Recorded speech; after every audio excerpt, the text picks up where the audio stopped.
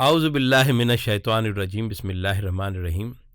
हमारे माशरे में बहुत सारे तराजिम मौजूद हैं जो बड़े बड़े अकाबिर उलमा ने किए हैं अवामुन नास के लिए, और वो बेहतरीन तराजुम हैं इसलिए कि जो उलमा हैं उन्होंने इन तराजिम में आसान तरीन अल्फाज को तर्जुमे का हिस्सा बनाया है। वो अल्फाज फ़ारसी के भी हो सकते हैं, तुर्की के भी हो सकते हैं, हिंदी अल्फाज भी यह तराजुम में शामिल हैं। लेकिन इन्हीं उलमा ने अक्सर औक़ात जो अरबी लफ्ज़ है उसी को तर्जुमे में शामिल किया। मिसाल के तौर पे जैसे हम्द है तो तर्जुमे में उन्होंने हम्द ही को शामिल किया। यौम है तो तर्जुमे में उन्होंने दिन के बजाय यौम ही को शामिल किया। इन अल्फाज को हम मुश्तरक मफ़हूमी अल्फाज कहते हैं, यानी वो लफ्ज़ कुरान पाक में भी मौजूद है और तर्जुमे में भी मौजूद है, उर्दू में भी मौजूद है। चूँकि दोनों उर्दू और कुरान में ये मुश्तरक हैं इसलिए ये मुश्तरक मफ़हूमी अल्फाज कहलाते हैं। तो हमारा जो तर्जुमा है वो आम तर्जुमा नहीं है, उसमें हम दीगर ज़बानों के अल्फाज इस्तेमाल नहीं करते। हम सिर्फ़ और सिर्फ मुश्तरक मफ़हूमी अल्फाज को तर्जुमे का हिस्सा बनाते हैं। दूसरी बात कि जितने तराजिम अकाबरीन ने किए हैं वो अवामुन नास के लिए किए हैं, क्योंकि अवामुन नास का इल्म कम होता है तो उनके लिए आसान तरीन अल्फाज को तर्जुमे का हिस्सा बनाया गया है।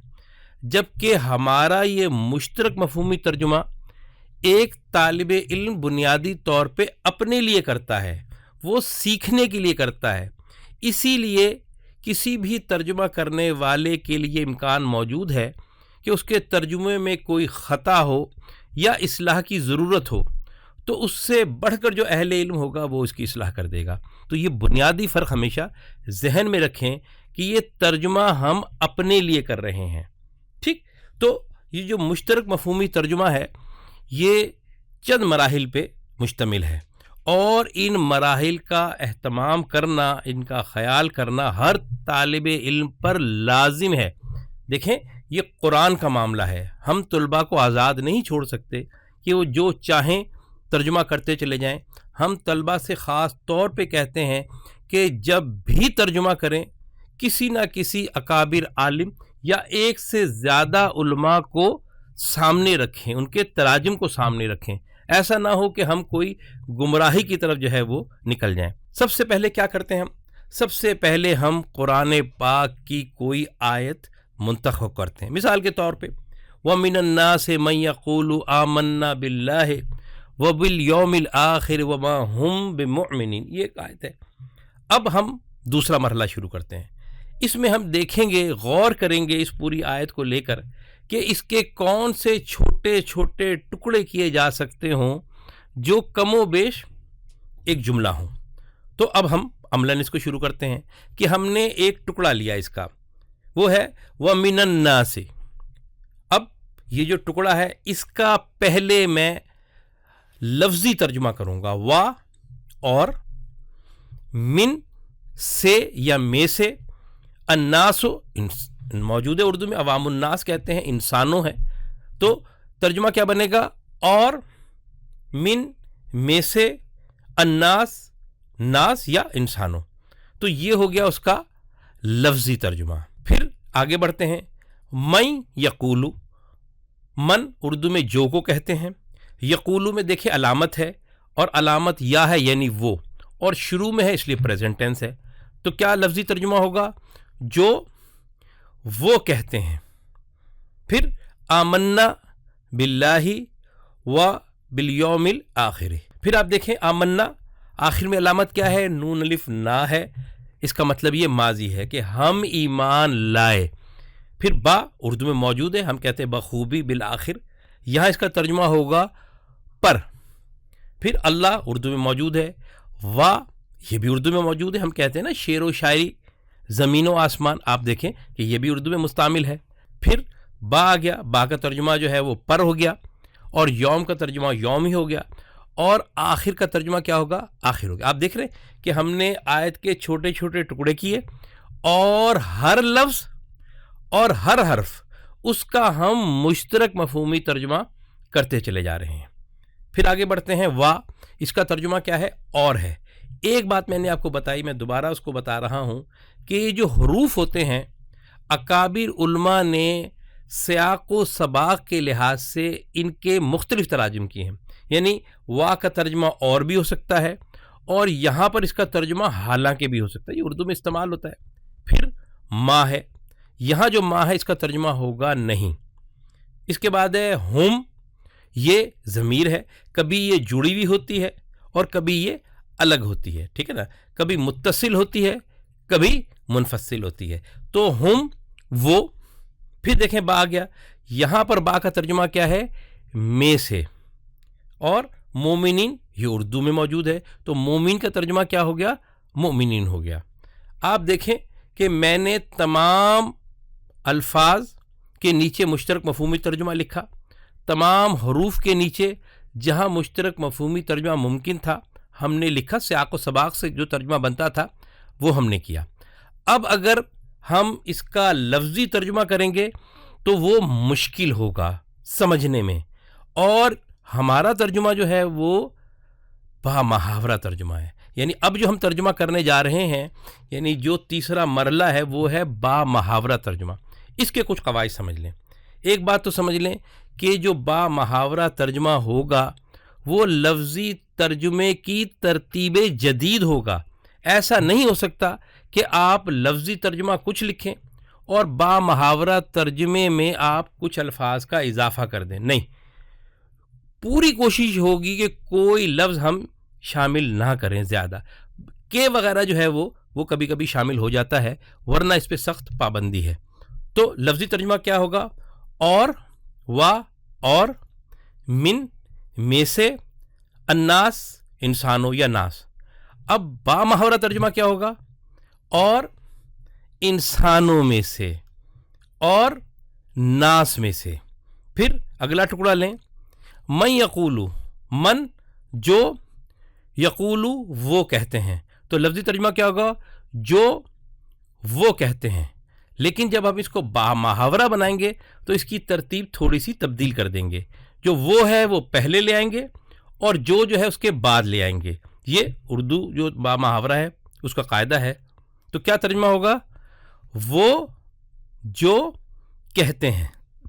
پھر آپ دیکھیں، آمنا ہم ایمان لائے، با پر، اللہ اللہ، وا اور، پھر با آ گیا، پر یا بے آ گیا، پھر یوم یوم، آخر آخر. اب لفظی ترجمہ سنیں، ہم ایمان لائے پر اللہ اور پر یوم آخر. یہ ہو گیا لفظی ترجمہ. اب ہم نے اس کو ترتیب دینا ہے. ترتیب میں ہمیں اس بات کی آزادی حاصل ہے کہ ہم کسی بھی لفظ کو آگے پیچھے کر کے اس کو با محاورہ بنا دیں، لیکن اس کی آزادی ہرگز نہیں ہے کہ ہم کسی لفظ کو یا حرف کو ایکسٹرا اس میں داخل کر دیں. تو اب با محاورہ ترجمہ کیا بنے گا؟ ہم اللہ پر اور یوم آخر پر ایمان لائے. آپ نے دیکھا کہ اس میں ہم نے ترتیب بدل دی، لیکن معیار کیا ہے جس کو دیکھ کے ہم نے ترتیب بدلی؟ وہ ہماری مرضی نہیں ہے بلکہ با محاورہ اردو ہے. پھر ہم اگلے ٹکڑے کا ترجمہ کرتے ہیں. لفظی ترجمہ کیا ہے؟ وا حالانکہ، ما نہیں، ہم وہ. یہاں بے کا ترجمہ کیا ہے؟ میں سے، مومنین مومنین. لفظی ترجمہ کیا ہوگا؟ حالانکہ نہیں وہ، میں سے مومنین. اب ہم اس کا تیسرا مرحلہ یعنی با محاورہ ترجمہ کریں گے. تو کیا ہوگا؟ ہم الفاظ و حروف کو آگے پیچھے کرنے کی ہمیں اجازت ہے، لیکن ساتھ ہی کسی باہر کے لفظ کو، ایکسٹرا لفظ کو یا حرف کو داخل کرنے کی ہرگز اجازت نہیں، ہرگز اجازت نہیں ہے. تو اب با محاورہ ترجمہ کیا ہوگا؟ حالانکہ وہ مومنین میں سے نہیں ہیں.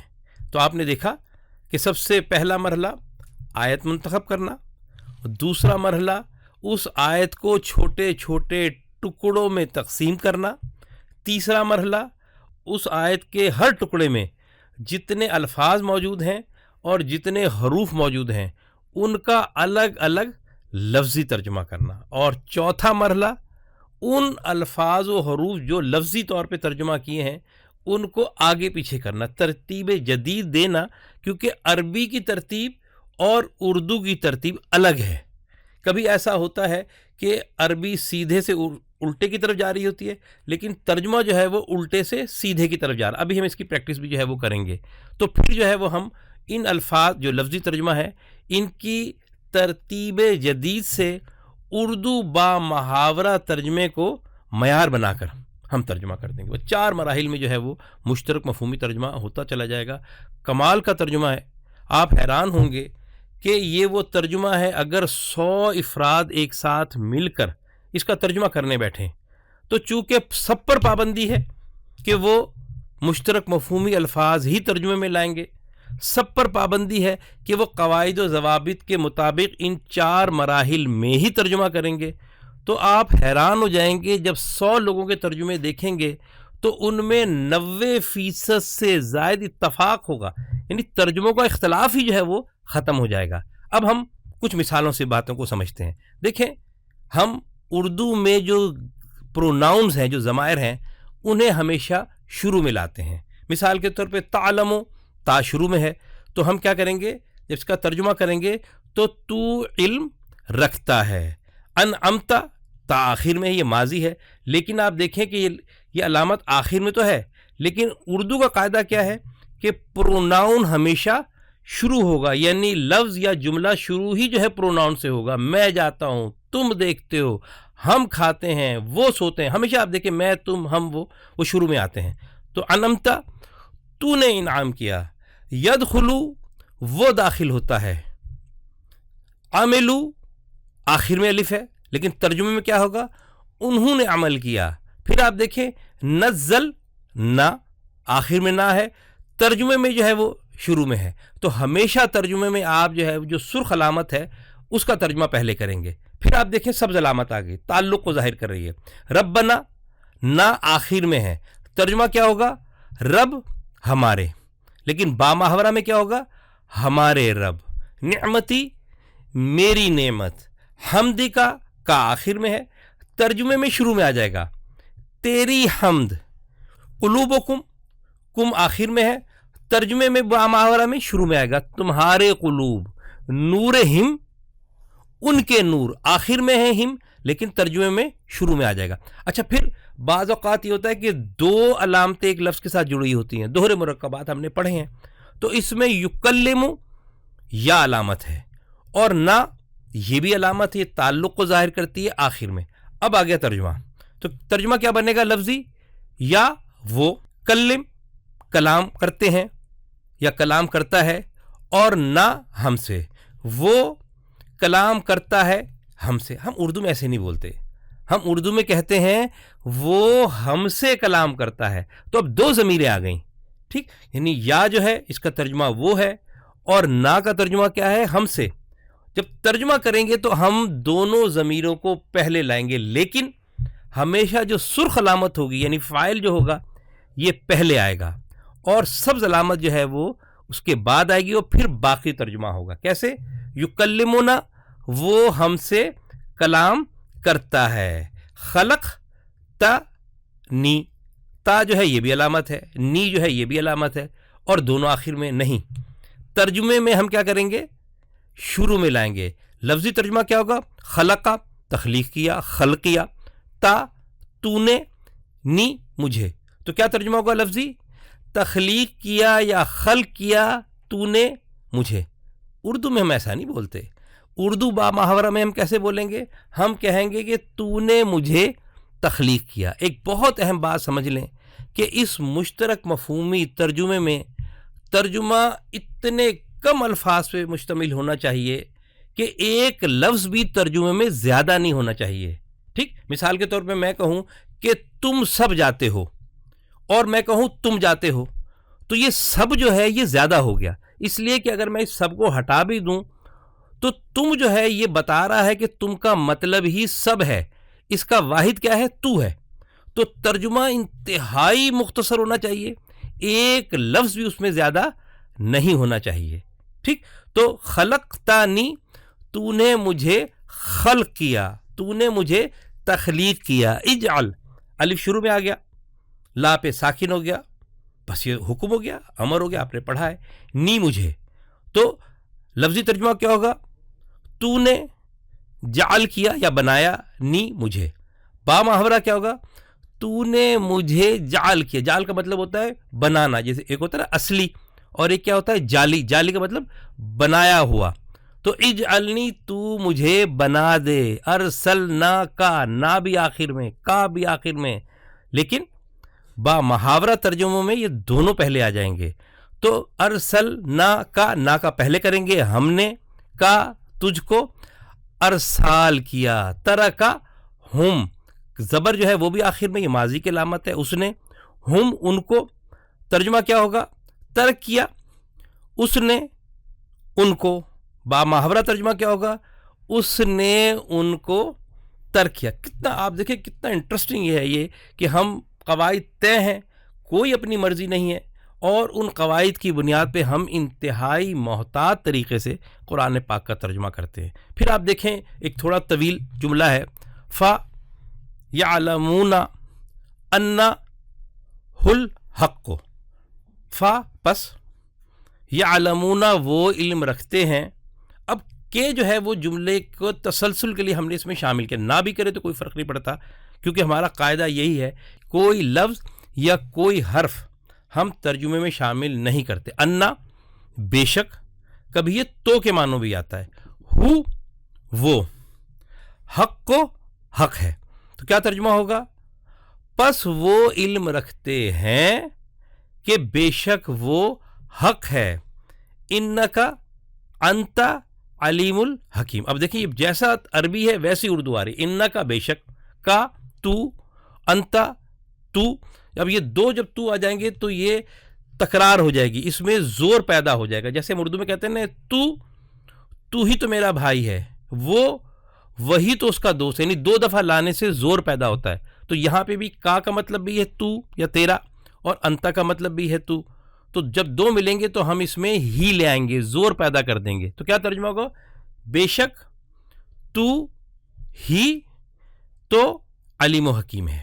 پھر آپ دیکھیں اولئک اصحاب النار. اولئک یہ اردو میں موجود نہیں ہے، ترجمہ کیا ہوگا؟ یہی لوگ. اصحاب النار، ابھی اصحاب النار جو ہے وہ اس کا ترجمہ بڑا مشکل ہو جائے گا. اصحاب کا مطلب ہوتا ہے والے، صاحب جسے کہتے ہیں، اور نار کا مطلب نار ہو گیا. تو یہی لوگ نار والے ہیں. لیکن اصحاب تو اردو میں موجود ہے، صاحب، صحابہ. ہم ترجمہ نہیں کریں گے نا، اس کا مزید ترجمہ نہیں کریں گے. تو اب ہم کیا کریں گے؟ جو اصحاب النار ہے یہ پورا کی پورا ترجمے میں لے آئیں گے. کیا ترجمہ بنے گا؟ یہی لوگ اصحاب النار ہیں. اور اگر آپ چاہیں تو لوگ بھی ہٹا دیں. کیوں کہ اگر آپ یہی کہتے ہیں نا کہ یہی اصحاب النار ہے تو اس میں لوگ کا فہم موجود ہے. مختصر ترین ترجمہ ہونا چاہیے، اس لیے کہ جتنا مختصر ترجمہ ہوگا قرآن سے وہ اتنا قریب ہوگا. ہمارے کان میں جب آواز آئے گی تلاوت کی تو بغیر ترجمہ کیے وہ پورا لفظ ہمارے ذہن میں اس کا فہم آ جائے گا. پھر آپ دیکھیں بسم اللہ، بے، ساتھ، سے، کے ساتھ، اسم اردو میں موجود ہے، اللہ، اللہ موجود ہے. اب اس کا لفظی ترجمہ کریں. کے ساتھ اسم اللہ، اب یہ ترجمہ ہی نہیں بنتا، یہ لفظی ترجمہ ہوا. اب یہاں پہ جو مسئلہ ہے نا وہ یہ ہے کہ عربی اور اردو جو ہے یہ مخالف سمتیں ہو گئی. یعنی عربی سیدھے ہاتھ سے چل رہی ہے اور ترجمہ الٹے ہاتھ سے چل رہا ہے. تو ہم پہلے ترجمہ بے کا نہیں کریں گے، ہم پہلے ترجمہ اللہ کا کریں گے. تو کیا ترجمہ ہوگا؟ اللہ کے اسم کے ساتھ یا اللہ کے اسم سے. پھر آپ دیکھیں انعمت علیہم، پہلے آ گیا انعم، پھر آ گیا تا، پھر آ گیا علا، پھر آ گیا ہم. اب ترجمہ کریں اس کا لفظی. انعم انعام کیا، تا تو نے، علا پر، ہم ان یا جن. اب دیکھیں کہ عربی اور اردو جو ہے وہ الٹی ہو گئی. اب ہم ترجمہ ہم جو ہے وہ آخر میں ہے، ترجمے میں ہم اس کو پہلے لائیں گے. علا جو ہے وہ آخر سے پہلے ہے، یہاں شروع کے بعد ہم لائیں گے. تو کیا ترجمہ ہوگا؟ جن پر تو نے انعام کیا. پھر لا ریب وفی. ٹھیک، تو آپ دیکھیں لا نہیں، ریب، ریب کنفیوژن کو کہتے ہیں، شک سے جو اگلا درجہ ہوتا ہے اور ریب ہوتا ہے. فی میں، اور ہی جس. اب ہی آخر میں ہے, یہاں پہ ترجمے میں ہمیں سے پہلے لانا پڑے گا, اس لیے کہ ہم پروناؤنس کو یا علامات کا ترجمہ پہلے کرتے ہیں. تو بالکل الٹا ہو گیا, جس میں ریب نہیں, یہاں لا بالکل شروع میں تھا, یہاں لا آخر میں چلا گیا. اس لیے ترجمے میں جو ہمارا معیار ہوگا وہ با محاورہ ترجمہ ہوگا. آسان الفاظ میں سمجھ لیں کہ جس کی جتنی شاندار اردو ہوگی اس کا مشترک مفہومی ترجمہ اتنا شاندار ہوگا. وَعَلَىٰ سَمْعِهِمْ, وا اور علا پر, سمع سماعت, اور ہم ان کی. لیکن ترجمہ دیکھیں, ترجمہ الگ ہوگا, اور ان کی سماعت پر, یعنی علا جو تھا دوسرے نمبر پہ تھا, وہاں ترجمہ جو ہے وہ آخر میں چلا گیا. پھر لہم فیہا, اب دیکھیں اس کا سارا ترجمہ الٹا ہے. لا شروع میں ہے, اس کا ترجمہ ہے لیے, ترجمے میں یہ آخر میں آ رہا ہے. ہم جو ہے اس کا ترجمہ کیا ہے, ان کے, یہاں جو ہے درمیان میں آ رہا ہے. فی کا ترجمہ میں ہے, یہاں شروع میں ہے, اور ہا کا ترجمہ اس ہے. تو کیا ترجمہ ہوگا, اس میں ان کے لیے. من بعد میثاقہ, من سے, بعد یا من کا مطلب کے بھی ہوتا ہے. میثاق واسق ہونا, میثاق اردو میں موجود ہے, میثاق مدینہ کہتے ہیں, اور ہی اس کے. تو آپ دیکھیں کہ ترجمہ جو ہے وہ عربی ترتیب سے ہٹ کے ہوگا. تو کیا ترجمہ ہوگا, اس کے واسق ہونے کے بعد. اہدنا الصراط المستقیم, اب یہ بالکل ایک الگ ترتیب آ گئی. اہدنا میں الف ہے اور آخر میں نا ہے. تو اہدنا, تو ہمیں ہدایت دے صراط مستقیم کی. لیکن با محاورہ میں کیا کریں گے ہم, کہ تو ہمیں صراط مستقیم کی ہدایت دے. فی قلوبہم مرض, فی میں قلوب, ہم ان کے, اور مرض ہے. تو ترجمہ کیا ہوگا, ان کے قلوب میں مرض ہے. فزادہم اللہ مرضا, فا پس زیادہ کے آخر میں زبر ہے, یعنی اس نے زیادہ کیا. ہم ان کو, کس نے, یعنی اللہ نے زیادہ کیا, مرضن مرض میں. تو ترجمہ کیا ہوگا, پس اللہ نے ان کو مرض میں زیادہ کر دیا. وبالآخرۃ ہم یوقنون, وا اور بے جو ہے اس کا ترجمہ کیا ہوگا, پر, آخرت ہے, ہم وہ, یوقنون علامت یا ہے کہ وہ یقین رکھتے ہیں. لیکن ترجمہ جو ہے وہ ایسا نہیں ہوگا, ترجمے کی ترتیب الگ ہوگی کہ اور وہ ہی آخرت پر یقین رکھتے ہیں. یؤمنون بالغیب, یا وہ یؤمنون میں ایمان ہے, غیب میں ترجمہ غیب ہے, با کا ترجمہ پر ہے. لیکن ترجمہ کیا ہوگا اس کا, شروع میں جو یا ہے اس کو ہم پہلے وہ لے آئے, پھر با کو دیکھیں بالغیب میں, اس کو جو ہے وہ ہم نے ترجمے میں شامل کر لیا. بالغیب, غیب پر, وہ غیب پر ایمان لاتے ہیں. پھر ایاک نعبد و ایاک نستعین, سورہ فاتحہ پڑھتے ہیں. ایا صرف کے معنوں میں آتا ہے, صرف ہی, یہ اردو میں موجود نہیں ہے. کا علامت ہے, تیری یا تجھ پر. نعبد ہم عبادت کرتے ہیں, نستعین ہم اعانت چاہتے ہیں. ٹھیک, دو دفعہ نہ آ رہا ہے نا, ہم عبادت کرتے ہیں, ہم اعانت چاہتے ہیں. ٹھیک ہے, استعانت کا لفظ اس میں موجود ہے.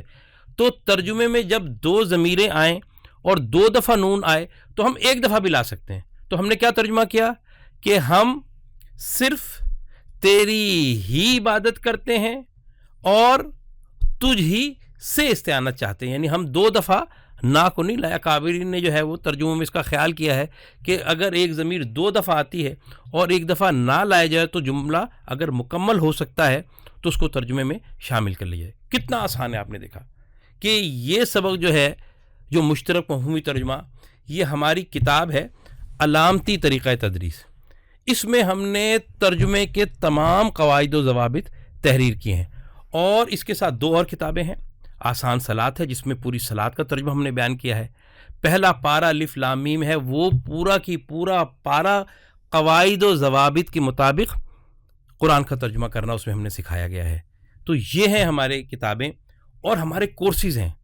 ہمارا ایک کورس یہ ہے, ابتدائی کورس ہے, 2 مہینے کا کورس ہے, بلا معاوضہ ہے, ہم کوئی پیسہ پائے نہیں لیتے, صرف اللہ کے لیے کرتے ہیں. پھر ایک ایڈوانس کورس ہے جس میں ہم اپنی کتاب جو پہلا پارا ہے اس کے ذریعے سے ہم پورا ترجمہ کرانا سکھاتے ہیں. ایک تحقیق کا کورس ہے, جو ترجمہ کرنا سیکھ لیتے ہیں ان کو جو ہے وہ ہم اس میں تحقیق سکھاتے ہیں، اور جو لوگ سیکھ جاتے ہیں تو رسول اللہ صلی اللہ علیہ وسلم نے کیا فرمایا کہ تم میں بہترین وہ ہیں جو قرآن سیکھتے اور دوسروں کو سکھاتے ہیں۔ انہیں دعوت دیتے ہیں کہ بھائی آپ ہمارے ساتھ بطور مدرس اس مشن میں شامل ہو جاؤ۔ ہر طرف گمراہی پھیلی ہوئی ہے، ہر طرف فرقہ واریت پھیلی ہوئی ہے، اور ہم چاہتے ہیں کہ ہمیں ہدایت ملے، ہم چاہتے ہیں کہ ہم قرآن کا ترجمہ کرنا سیکھیں، ہم نماز پڑھیں تو ہمیں اردو کی طرح سمجھ میں آئے، نہیں آتی۔ تو بس اس چینل کو سبسکرائب کریں، ہماری یہ ویڈیوز ہیں یہ مسلسل آپ کو ملتی رہیں گی۔ پھر اس کو لائک کریں، ان ویڈیوز کو شیئر کریں، اپنے گھر والوں کو سکھائیں، اپنے اگر استاد ہیں تو اسکولوں اور کالجوں میں سکھائیں، اپنے دوستوں کو بتائیں کہ قرآن کا ترجمہ بہت آسان ہے، ہدایت اس قرآن میں موجود ہے۔ اور ایک آدمی نے قرآن ہی نہیں پڑھا، قرآن ہی نہیں سمجھا، تو اسے کیا معلوم کہ ہدایت کیا ہے؟ اللہ تعالیٰ سے دعا ہے کہ اللہ تعالیٰ ہمیں اس قرآن کے ذریعے سے ہدایت عطا فرما۔ اے اللہ اس قرآن کو ہمارے لیے آسان کر دے۔ السلام علیکم ورحمۃ اللہ وبرکاتہ۔ قل بفضل الله وبرحمته فبذلك فليفرحوا هو خير مما يجمعون